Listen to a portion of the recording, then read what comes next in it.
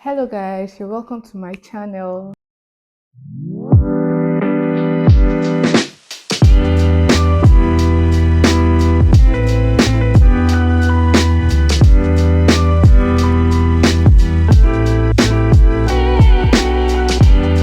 Okay, so if you're a new subscriber, you're welcome on board.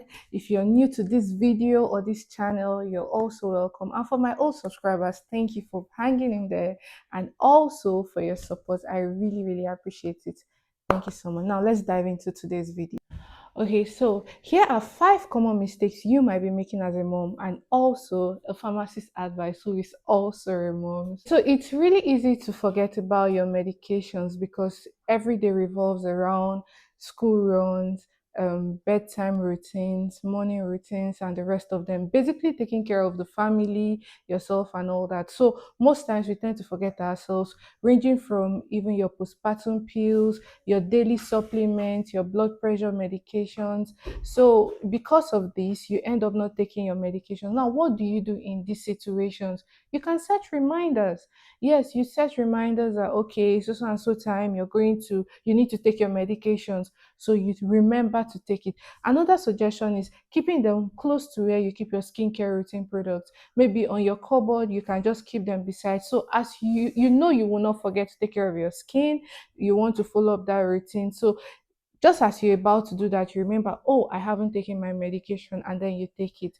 Because basically, if you do not take care of yourself, along the line your body will tell, from fatigue, from mood swings and all of that. You will start noticing certain changes, and then this will affect your daily output. Okay, we've been there once in a while. Probably you're under the weather and there's a leftover medication for like that belongs to your child, and you just quickly, let me take it to treat myself. Now you're causing a lot of issues for yourself because those medications were specifically made for your child's little body. So, in as much as it feels harmless, children's meds are specifically dosed for their smaller bodies, and adult meds are specifically dosed for their larger bodies. So, if you're taking a child's medication, you're either causing certain adverse side effects for yourself, one, and you're also underdosing yourself, which will not give you the right therapeutic advantage you require to get better for that particular feeling or illness you're having. So you don't just pick a baby's med and then you take. Now another one is using your own medication for your child. Your medication is too strong for your child. So let's say probably a pain relief you want to use for your baby because your baby's not feeling well, and that's just the easiest you can pick up and give to them. Your medication will definitely stress their kidney or their liver. Even if you're trying to save time, it's not good. So here's a remedy. You can label these medications or label the cupboards where you're going to keep them, one for mom, one for baby, so you know you're not using them, like you're not using what's meant for you for your child and what's meant for your child for yourself.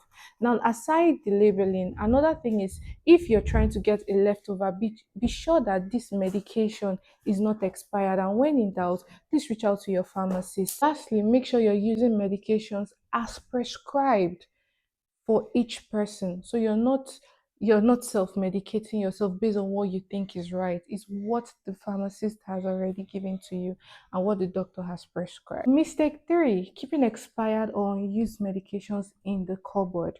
Many of us have mini pharmacies at home, maybe from unfinished antibiotics, some pain reliefs left, or some old medications that you've used and didn't finish months back. You just kept them there, and then we just leave them to use them later, or we just keep them in our mini pharmacy, that's your cupboard or something.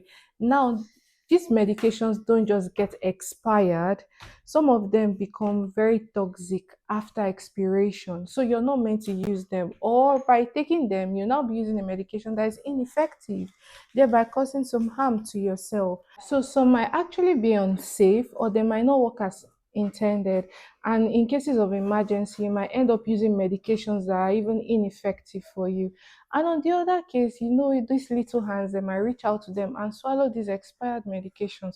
So how do you avoid this situation? So you can do a quick declutter, like once in a month. You just go to your medication box and then you take out those medicines that are expired, check for expired ones. Is it they are usually written on it or inscribed on the bottles. Take out the expired ones, and then you just think of it as a home reset, just like you reorganize your home.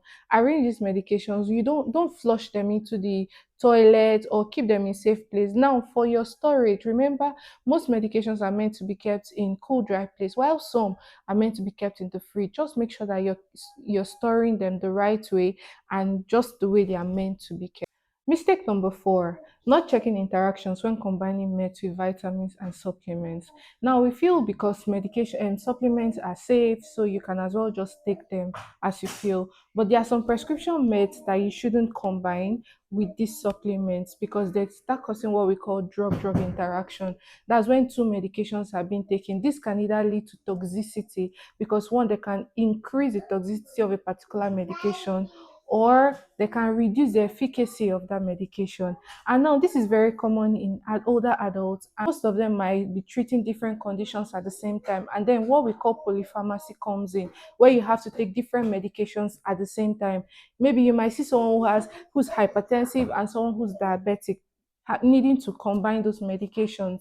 That in that situation you call that polypharmacy because they are combining different medications to treat different conditions at the same time. This shouldn't be. So, what's the remedy for this? Rather than taking too many medications just like that, how about you confirm from the pharmacist first? Because as pharmacists, we are trained to detect possibility of drug-drug interactions, and so we are careful to give you what is meant for you at a particular time to give you that therapeutic effect that you have to get. And now, also, it's advisable that you maintain one particular pharmacy at a time. Don't just go to different places and then you pick them like you're going to a patent shop. So you know how to, except maybe in a case where you cannot get to your old pharmacy, you just have to go to any reliable one, and that is fine. Reason for this is because certain times these pharmacies tend to have your records, and so by having your records they can go back and know what is best for you based on what you have taken before. You know, as pharmacists, we are your safety net. We are not just trained to hand over pills to you. We are here to help you in cases where in this world filled with so many pills, so many powders, and definitely so many promises. So your pharmacist is meant to make you feel comfortable and make you feel confident about what you're taking into your system. Mistake number five and the last, forgetting to ask your pharmacist about the review or an advice. So certain people feel like the work of a pharmacist ends after we've handed over the medications. No, it's not. Behind that counter is someone who's trained to tell you when to take a medication, how to take a medication, and if there is any issue with that medication. So by talking to your pharmacist, you will be able to avert any unnecessary situation. Now, I know as moms, based on the fact that we are rushing school runs, house care, and all whatnot, we end up missing that little conversation. But that very short time can save you from an unnecessary refill or an unsafe drug, a wrong interaction, a drug-drug interaction, just by that little conversation with your pharmacist. And just a little tip before I state the remedy, please be truthful to your pharmacist. Learn to tell them how you feel. Now, in a case where someone is also pregnant, for instance, please, when you're going to request for medications or you feel a certain way, always remember to tell your pharmacist that you are pregnant, because there are certain medications that, in fact, so many that can be toxic to that child, to that baby, thereby causing death or a mutation or even a wrong growth of that particular child in your womb. So it's best to always tell them, the pharmacist, that you are pregnant before any refill, for them to give you any advice. So now let's go to the remedy. What do you do in this situation? So some people might feel it's quite unnecessary, but how about at least once or twice in a year, you take out a few minutes of your time to bring your medications to your pharmacist, everything you're taking, down to your supplements, your meds, and all, and ask them. You will be shocked how much clarity and peace of mind you get at the end of it, because your pharmacist will be able to relate to you different things and certain things that you're even unsure of, or things that you never knew about. Even when you had the medications, maybe you had missed that information at the time you got that medication. So we've actually come to the end of this, but let me tell you a little thing. We pharmacists are not just your dispensers, we're your medicine partners.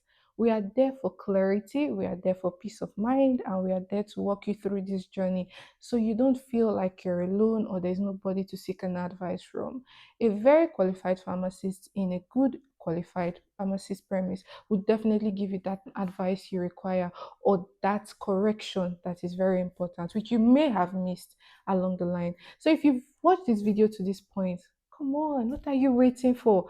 Can you please hit the notification button and also subscribe so at least whenever a new video comes up, you will get notified. And once again, thank you so much for your interaction so far.